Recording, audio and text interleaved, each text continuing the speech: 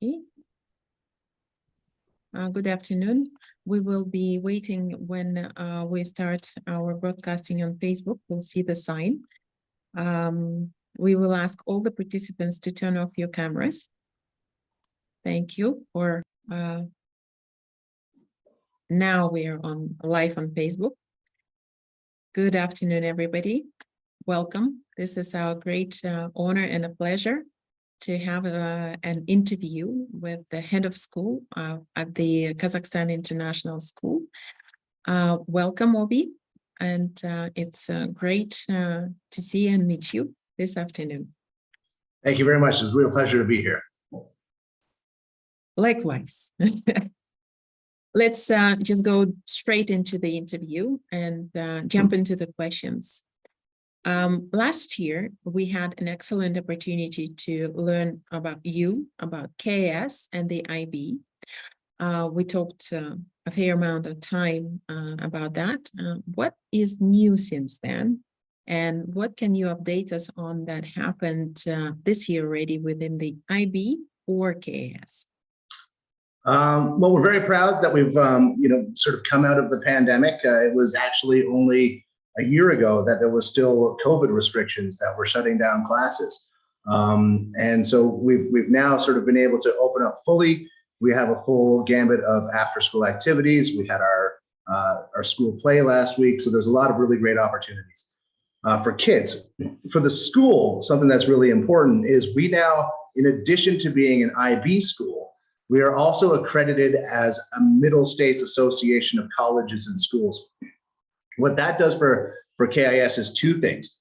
The IB looks really closely at your curriculum and the way that you're teaching. But what they don't do a lot of is take a look at the operational side of running a school. How are your finances? How are your governance? How is your health and safety protocols?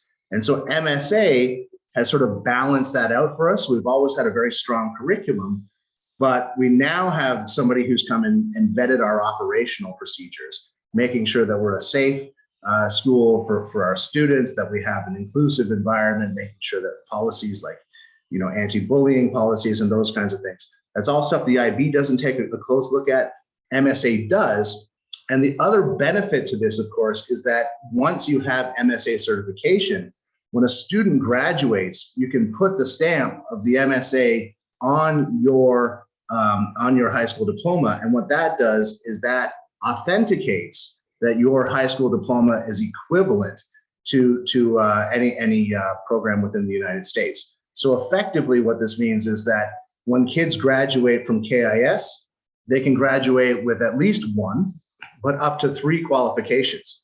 If they do the Kazakh diploma in grade 11 and they take the Kazakh exams, they'll get the local qualification. If they do the IB diploma successfully, and remember that the IB diploma only has about an 80% success rate because it's so rigorous, they can get that as well. And then every student will get a KIS diploma, which is vetted and will be equivalent to a high school diploma in the United States. So we're very proud of that accomplishment. It was a lot of work. It took 2 years for us to get the accreditation, but now we've got a loop around all of our accreditations. So we've got high academic performance with the IB, as well as great operational performance with the MSA. Congratulations to you. We know how much time and effort you personally put into it. The whole team worked very hard on it. And obviously, this is an amazing opportunity for each KS student to have this kind of a possibility. So well done. Congratulations once again. Thank you. In 1 year's time, the world has continued to change at a very rapid pace.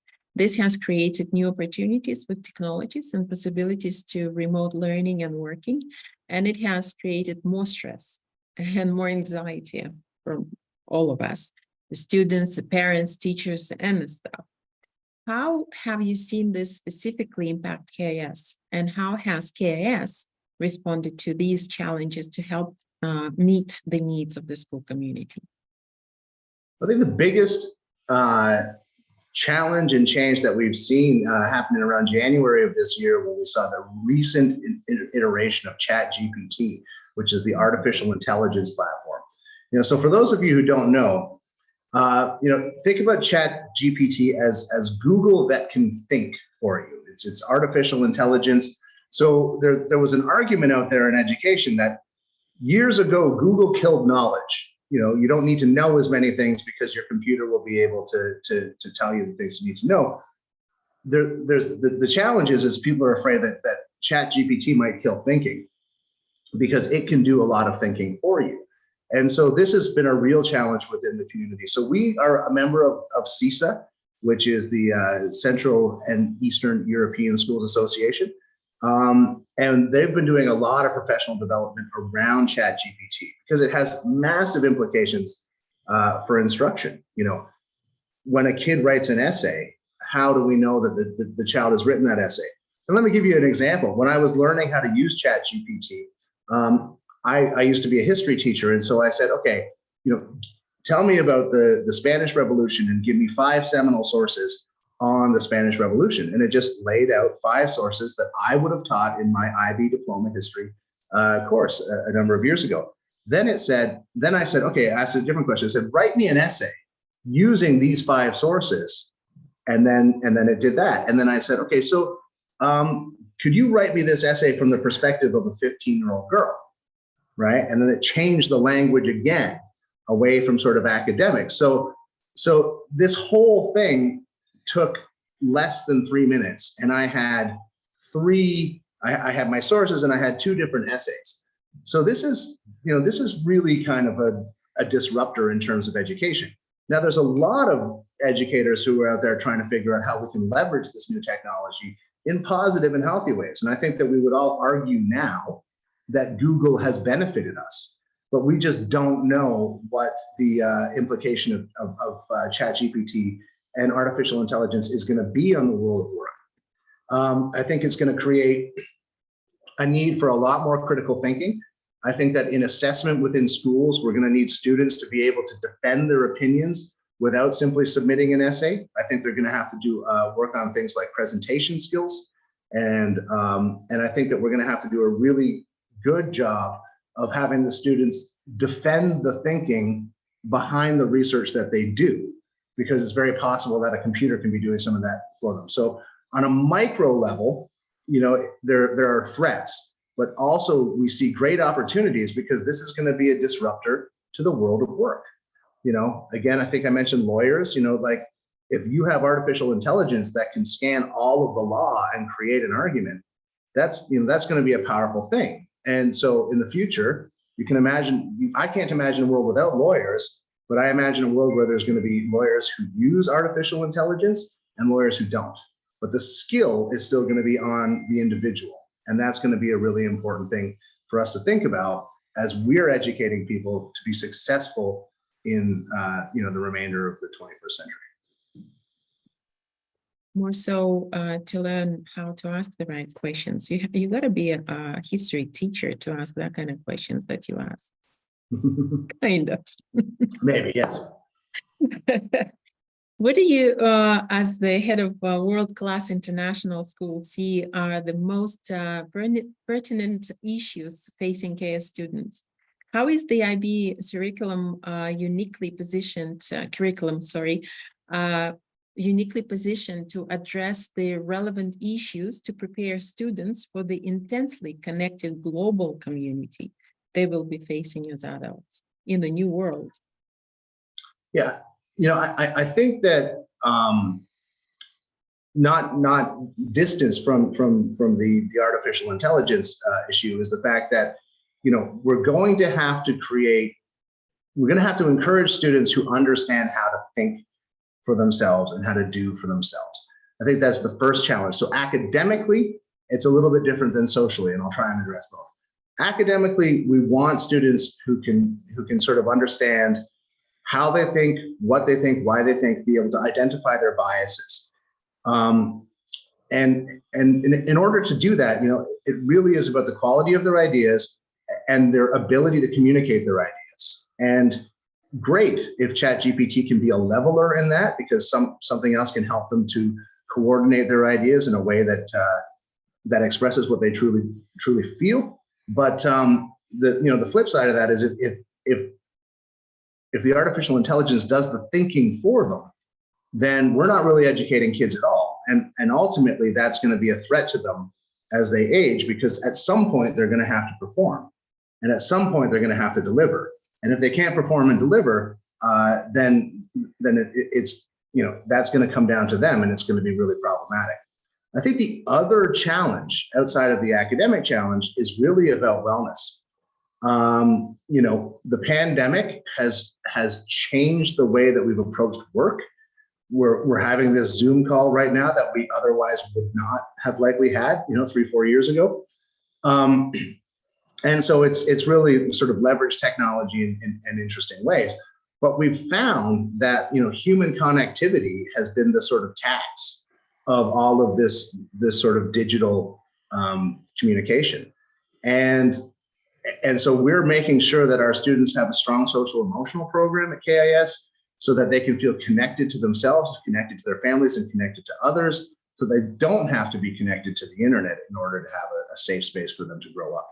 So those, I think, are two really big challenges, one academic and one social, and both of those are certainly on the forefront of what we're trying to do for kids here. To expand on sort of the same topic, the IB emphasizes a holistic or a whole person educational experience. What are the KS distinctives that are not only set high standards of academic excellence, but also for work-life balance for the whole school community, including the staff, teachers, students, and the parents? Well,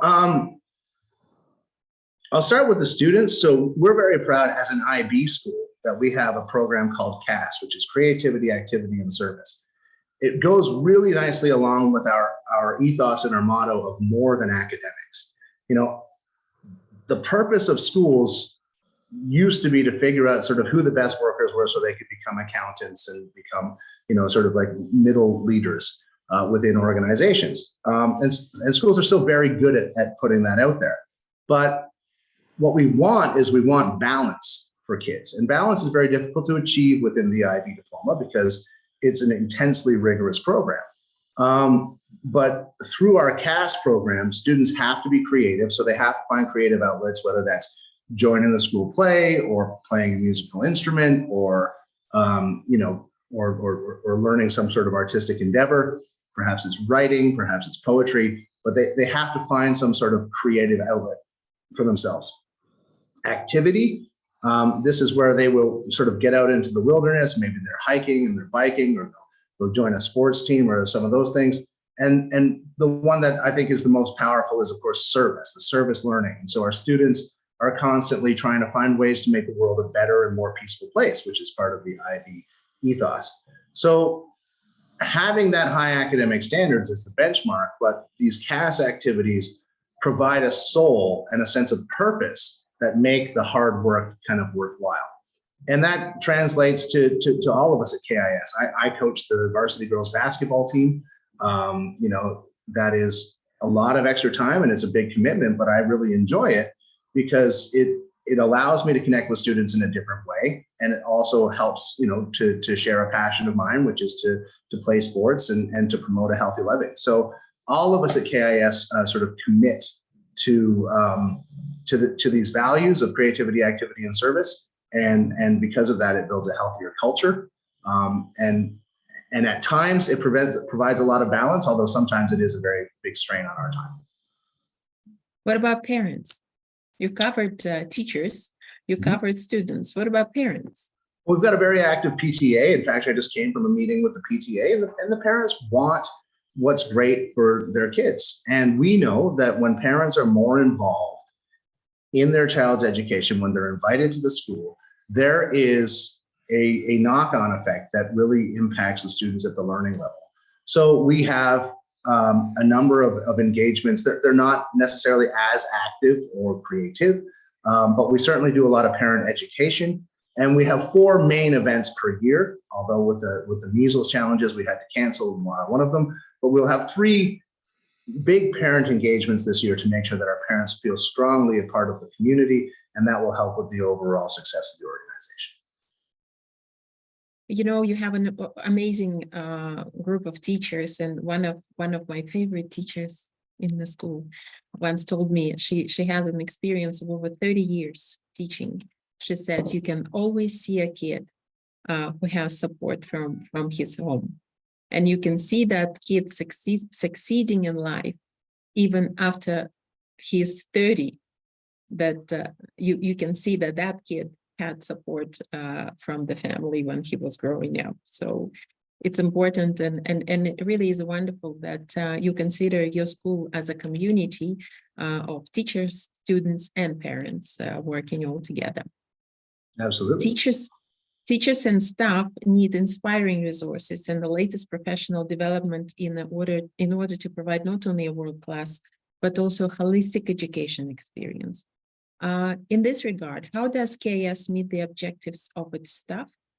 And what kind of difference does it make in the academic experience for students? That's a great question. So I've worked with an organization called Pathways to Inclusive Education for a number of years. We worked with them when we were in Dubai, when I was in Dubai, and I brought them over here. Now, you can send teachers on a workshop for a weekend, and it's great to fill their bucket and they feel really appreciated, but you also create challenges where you're not necessarily going to get able to send all of your teachers off to the workshop, and then you kind of create these challenges. So what we've done is we've invited Pathways in, and they've come twice this year. The first time they came for a week, and then we've just invited them to come back for 2 weeks. And these are experts in classroom management, in curriculum design and development, and in assessment.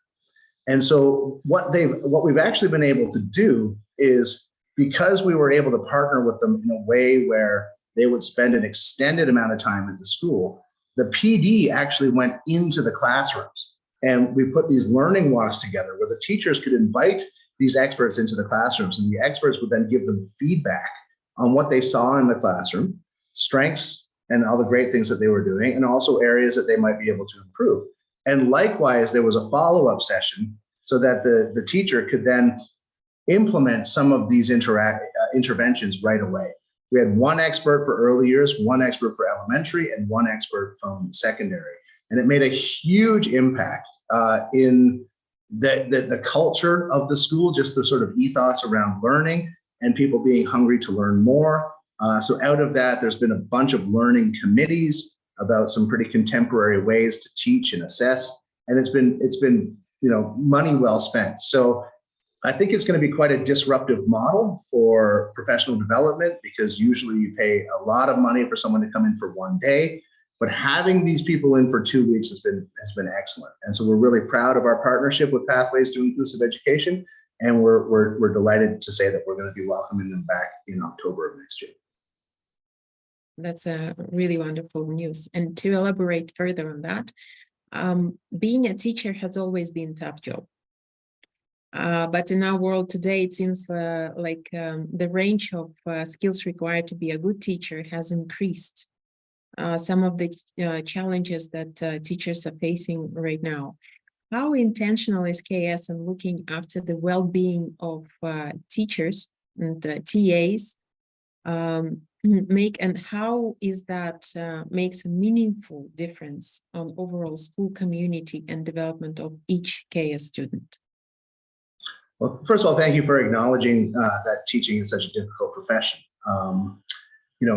Culturally, I think it's really important to recognize that we want people to be in this industry. This is the future generations. This is the future of our countries, and it's going to require teachers who are motivated by creating a better and more peaceful world, and not necessarily sort of motivated by money, because it's a wonderful profession, but there are certainly better paying jobs out there.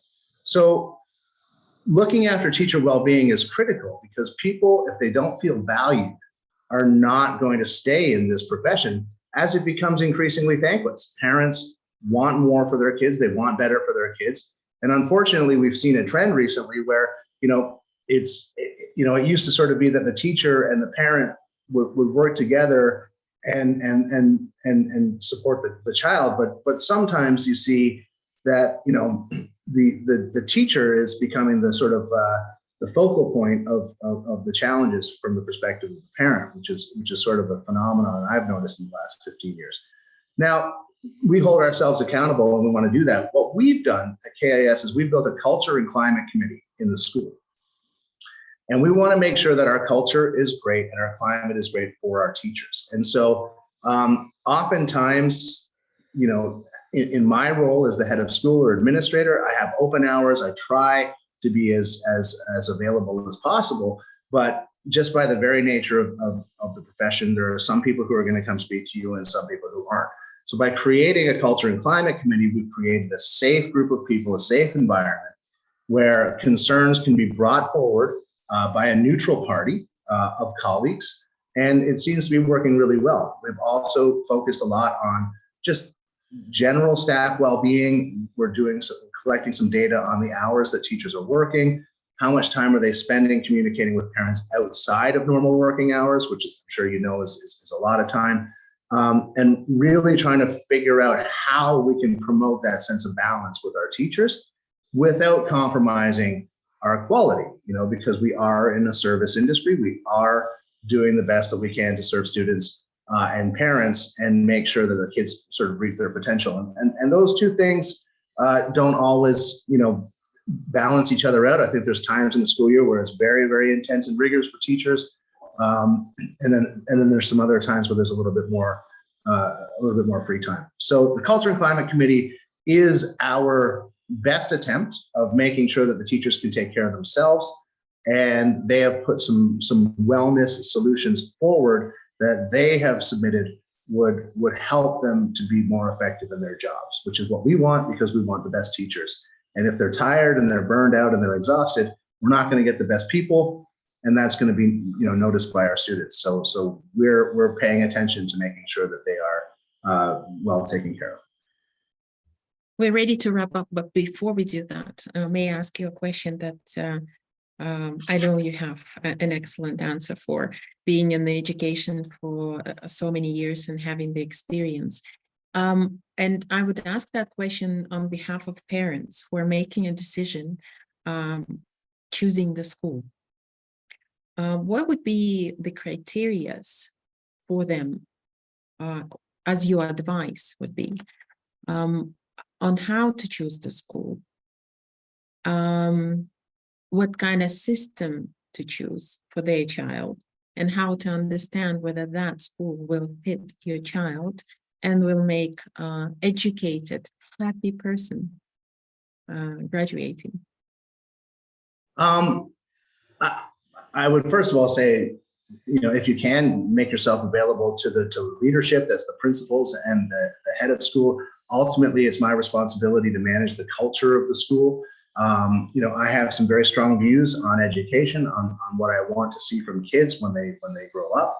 And it's different in other organizations. You know, some organizations are very traditional. Some of them are sort of more forward thinking. And there's pros and cons to all of those different things. I would also want to take a look at the sort of value statements around the school. You know, we value dignity, diversity, relationships, and resilience here.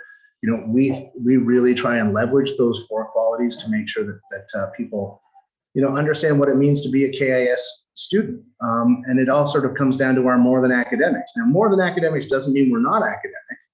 In fact, we're very academic, but it also means that we have other values that we're trying to promote to give kids the balance and the wellness and some of the things that they're talked about. So no school is perfect. All schools have challenges, ours included.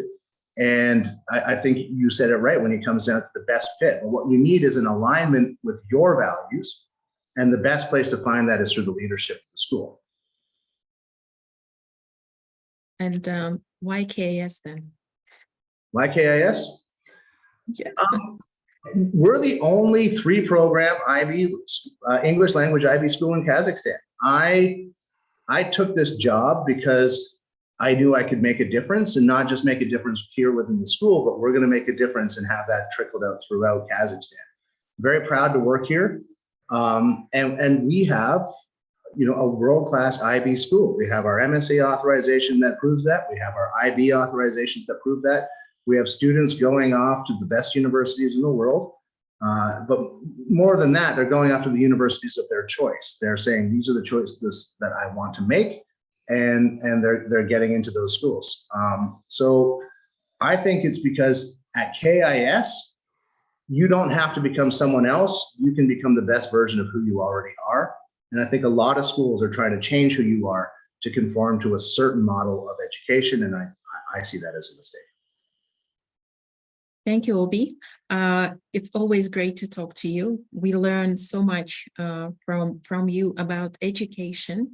And thank you for giving this particular practical tips for the parents. If there's anything else you'd like to add to our interview, to our readers, more than welcome. If not, then we are ready to stop the Facebook broadcasting, and we'll stay in and open the floor to the audience and see whether they have more questions for you. Yeah, I'm really proud to work here at KIS, but I'd love to hear the questions from the audience and see how I can help influence some of the most important decisions in people's lives, which is how am I going to make sure that my child is going to be okay? Yes, thank you, Obi. My team, we are ready to stop the broadcast on Facebook. Thank you. And we do have some people here in the audience. The floor is open. We can have the questions from you. If we like them, we will keep them in the interview. If we don't like them, we will just cut them. Please, the floor is open. You can either put your questions in the chat or open your microphone and ask it on air. Obi, how long have you been in Kazakhstan already? While they're thinking. And I'm proud to say that I've signed on for another 3 years. Another 3 years. What's your biggest ambition then for these 3 years? Well, you know, we've stabilized the school and we've got the school to you know, an excellent school. But I still think we have some work to do to become a world-class school. And that's really my ambition. I've worked in some world-class schools before, and I would like to see some of those kinds of programs being built. So for me, particularly in Almaty, if we're going to promote balance and if we're going to promote wellness, I think there's a real opportunity for us to leverage some outdoor education, to get the kids, you know, sort of connecting with nature. So we have some interesting projects that are coming up. We're sending our grade 8s for a 3-day trip out to Kolsai Lake, where they will be building beehives. So I don't know the technical term for it, but basically we all know that that bees are critical to the environment, and you know, if all the bees die, then we will be lasting probably 2-3 years. So I think that's really important to pollinate and take care of these things, and more importantly, get the kids out, and so that they can actually have a practical understanding of what they need to do. So I would like to see more outdoor education, more experiential education, and make sure that the kids have transferable and tangible skills that they can take out into the world. Did I hear it correctly that your school is pretty full and that you have some people standing in line to get in? Yep, we currently have 130 free spaces in the school, and we have 186 people on a waiting list. So that's been really good. I mean, when I came to the school, we had 300 students. We now have 552. We're anticipating that next year we're going to have between 600 and 650, which means that we're going to be full. And we have a waiting list in every grade from reception, which is 5-year-olds, all the way up to grade 7, which is 12-year-olds, 13-year-olds. And then we still have some spaces in the older grades, but it's a really nice problem to have because we are, first of all, that makes us sort of secure and healthy from a financial point of view, but it also means that our culture can build, and we can make sure that we focus on the things that are important to us. this is an amazing achievement, and I'm sure that with the years to come, there will be, like in some of world-class schools, as you say, there's a huge waiting list and exams to pass in order to get in. So we wish you that. If we don't have any more questions, maybe we're ready to wrap up. I'd like to thank once again the KS for what you do for the community, not only for a community, but for the business community, because we understand that there are a number of students that are going to world-class universities and hopefully coming back to Almaty. How many graduates do you have this year? And I know that you've gotten, they've got some money already and acceptances to really renowned universities of the world. Yeah, we have 16 students, and between them, they have secured about $1.8 million in scholarships this year. Some students have secured a lot, and some students have not secured any. But across the school, $1.8 million for our 16 or 17 graduates. Amazing results. We wish you bigger achievements with years to come. All the very best, and we look forward to speaking with you maybe next year, maybe sooner. And this interview, the record of the previous interview is the most circulated one that we have. And these requests come from parents either moving to Almaty or considering Almaty. So thank you very much for being available, for being open, and for your absolutely valuable advices and your expertise. And thank you for staying in Kazakhstan for another 3 years. We're looking forward to a great future with you and with the school. Real pleasure. We're really proud to be members of EUROBAK, and to all our parents out there, if you want any further questions about what's the right fit for your child, we'd be more than happy to answer them for you. Wonderful. Thank you very much, Obi. All right. Take care. Thank you. Thank you. Можно заканчивать запись.